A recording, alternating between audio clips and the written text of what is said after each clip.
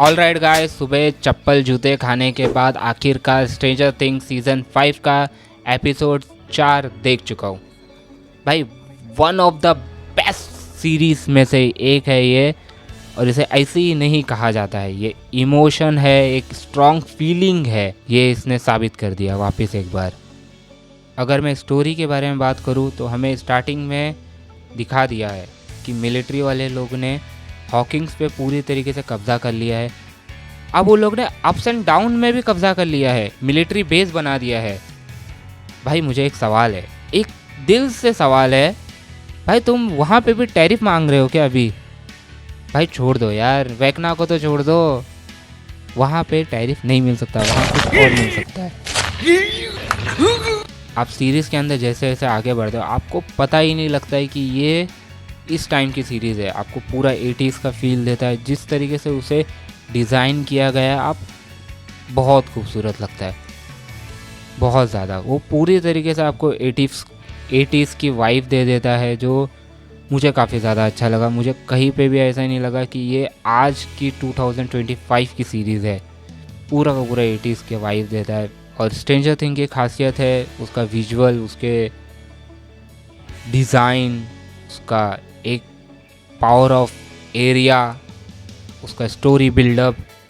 भाई वो कहाँ पे भी वो नीचे गिरता हुआ आपको दिखाई नहीं देगा, हमेशा आपको पुल ऑफ होते हुए ही दिखाई देता है। अब ऐसा पूरा सीरीज़ में मुझे कई जगह पे ही ऐसा लगा कि सीरीज़ थोड़ा सा स्लो हो गई है, बट वो इसके लिए लगा बिकॉज सीरीज़ इतना फास्ट चल रही थी, इसमें डायलॉग्स आ रहे थे, इतने ज़्यादा ट्विस्ट आ रहे थे कि उसकी आदत सी हो गई थी। 2-2 मिनट का जहाँ पे स्लो हो रहा था वहाँ पे मैं ऐसा सोच रहा था कि ये सीरीज़ ज़्यादा स्लो हो गई क्या, लेकिन फिर मैं टाइमिंग देख रहा था तो भाई 1-1 घंटे का हर एपिसोड है। What the fuck? लोग बोल रहे थे स्टीव हैरिंगटन का पत्ता गायब है।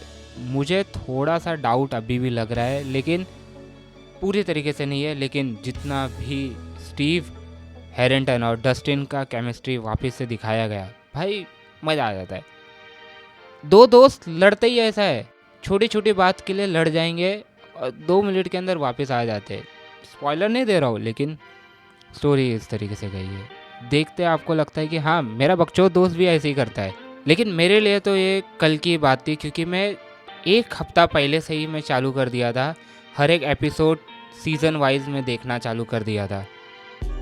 इसके लिए मेरा मज़ा और ज़्यादा बढ़ गया। अगर कुछ लोग हैं जो अभी तक भूल चुके हैं, थोड़ी बहुत यादें रह चुकी है, तो मैं बोलूँगा आप सीज़न 5 चालू करने के पहले एक बार वापस से देख लो सारे एपिसोड को, बैठ जाओ एक बार, कोई परवाह नहीं, टाइम आता जाता रहता है, देखो हर बार नहीं आता है। तो अगर पूरा मज़ा लेना है तो एक बार देख लो। और मैं अगर बात करूँ इसकी स्टार्टिंग की, तो ये पहले ही हम लोग को दिखा देते हैं, जिस तरीके से शुरुआत होती है पूरा महसूस करा देते हैं कि हम एक ग्रैंड फिनाले के तरफ आए, जो कि अपने आप में ही बहुत अप स्केल जाता है। जिन लोगों ने भी एक बार सेट किया था वो बाल को पुल ऑफ करके ऊपर के तरफ ही चले जाते हैं। बहुत सही बनाया है टफन ब्रदर्स ने, बस तो भाई अपनी जी जान डाल दी है।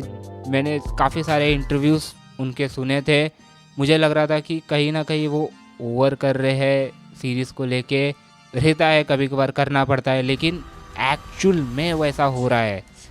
आपने ट्रेलर में जितना भी सीन्स देखे हैं ऑलमोस्ट उसमें से है 90% उसमें से आपको दिखाई दे जाएंगे। सीज़न 1 से लेके जितने भी डॉट्स उन्होंने छोड़े थे वो सारे के सारे कनेक्ट एक एक एक एक एक, एक करके उन्होंने यहाँ तलक लेकर आ गए।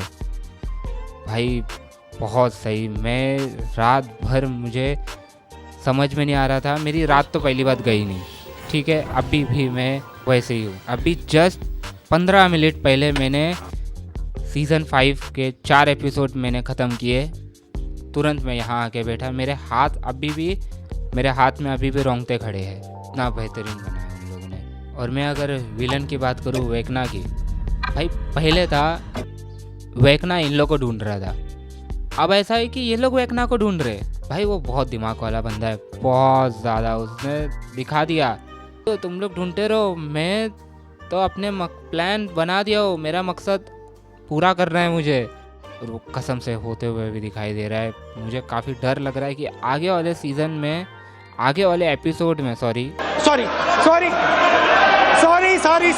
मैं काफ़ी गलत बोल रहा हूँ, आगे वाले एपिसोड में तो भाई काफ़ी सारा कुछ होने वाला है, काफ़ी सारा अनप्रिडिक्टेबल है अभी आगे का, क्योंकि ट्रेलर में जितना भी दिखाना था वो लोग ने दिखा चुके हैं।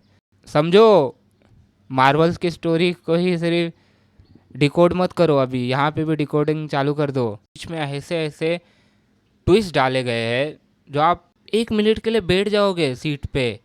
फक, ये कैसे हो गया है?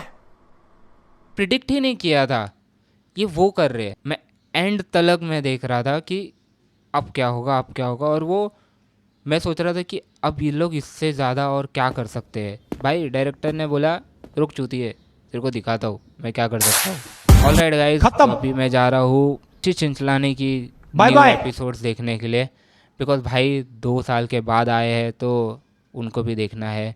One of the best YouTuber में से मेरे एक है, तो चलो अगला रिव्यू उनके ऊपर ही आएगा। रिव्यू नहीं है, एक छोटा सा मस्ती मजाक।